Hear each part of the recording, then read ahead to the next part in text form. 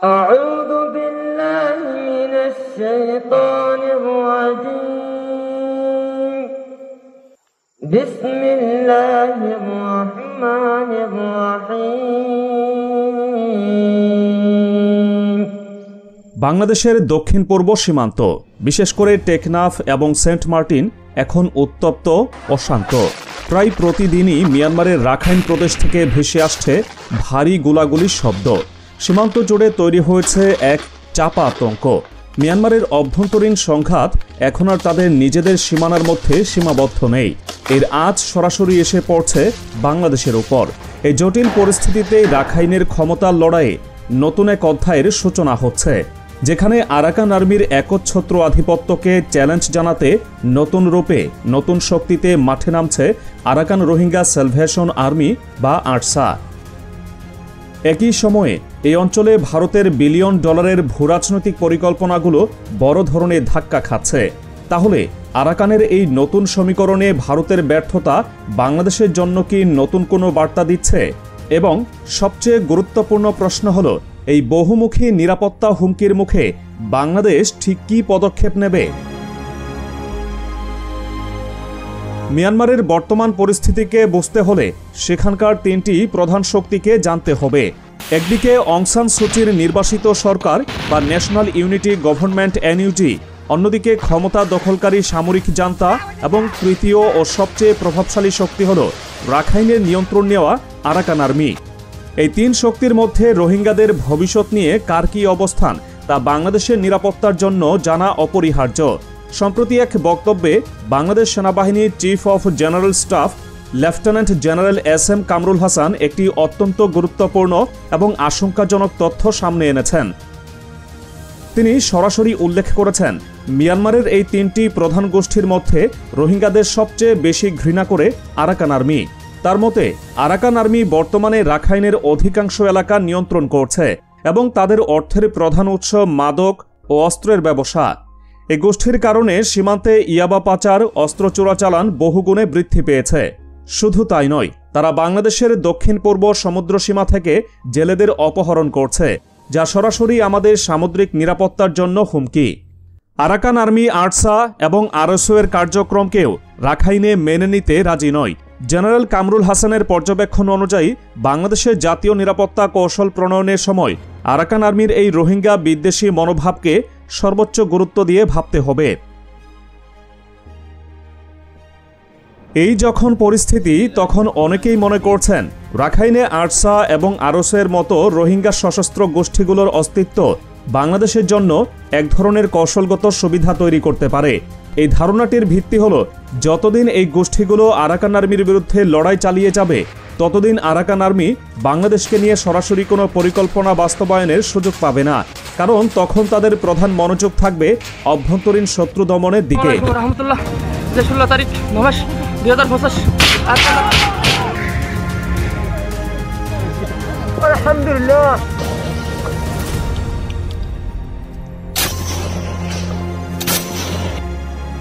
এই প্রেক্ষাপটে ভারতের ভূমিকা অত্যন্ত গুরুত্বপূর্ণ।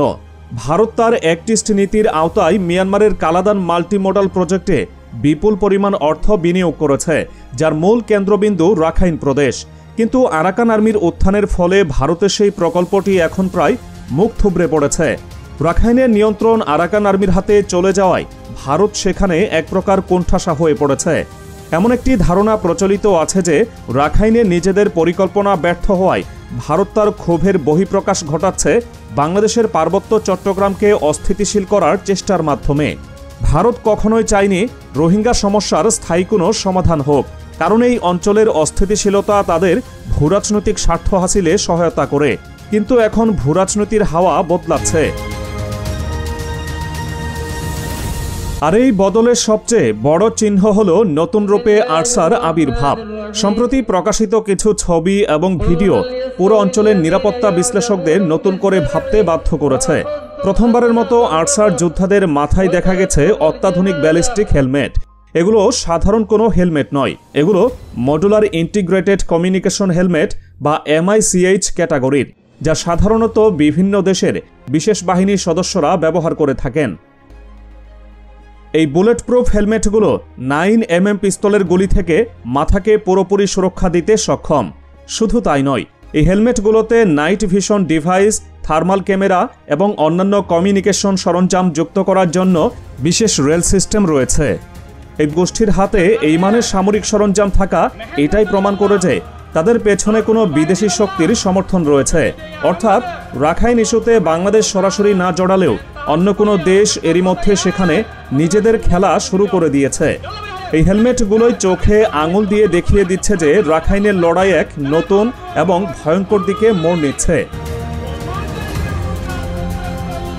আরসার শক্তি বৃদ্ধির প্রমাণ শুধু হেলমেটেই সীমাবদ্ধ নয়। তাদের হাতে এখন দেখা যাচ্ছে হাঙ্গেরির তৈরি বিখ্যাত FAG AMD-65 রাইফেল। এটি রাশিয়ার বিখ্যাত AK সিরিজের রাইফেলের উপর ভিত্তি করে তৈরি একটি উন্নত সংস্করণ। এটি একটি সিলেক্টিভ ফায়ার রাইফেল, যা প্রয়োজনে অটোমেটিক এবং সেমি অটোমেটিক উভয়ভাবে ব্যবহার করা যায়। একসময় এই রাইফেল হাঙ্গেরিয়ান প্যারাট্রুপার বা ছত্রী সেনারা ব্যবহার করত এর কম্প্যাক্ট ডিজাইনের জন্য। ভিয়েতনাম যুদ্ধ থেকে শুরু করে আফগানিস্তানের পুলিশ বাহিনীও এর রাইফেল ব্যবহার করেছে। এখন প্রশ্ন হলো, ইউরোপের এই শক্তিশালী অস্ত্র মিয়ানমারের গহীন জঙ্গলে আরসার হাতে পৌঁছালো কিভাবে?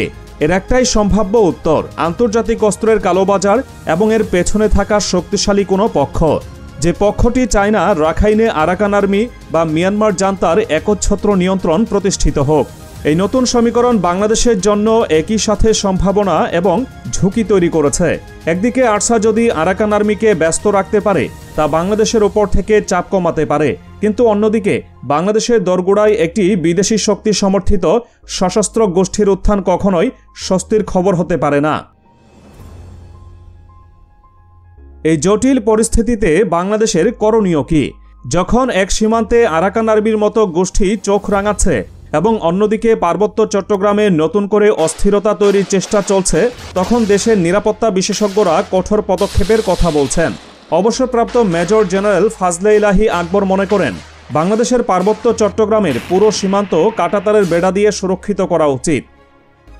তিনি সরাসরি ভারতের উদাহরণ টেনে এনেছেন। তার বক্তব্য, ভারত যদি তার চারপাশের সীমান্তে বেড়া দিতে পারে, তাহলে বাংলাদেশ কেন তার পার্বত্য চট্টগ্রাম সীমান্তে একই কাজ করতে পারবে না?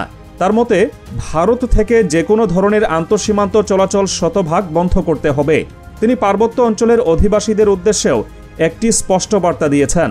তাদের সিদ্ধান্ত নিতে হবে, তারা কি বাইরের কোনো শক্তির কথায় প্রভাবিত হবেন, নাকি বাংলাদেশের অংশ হিসেবে দেশের সার্বভৌমত্বের পক্ষে থাকবেন।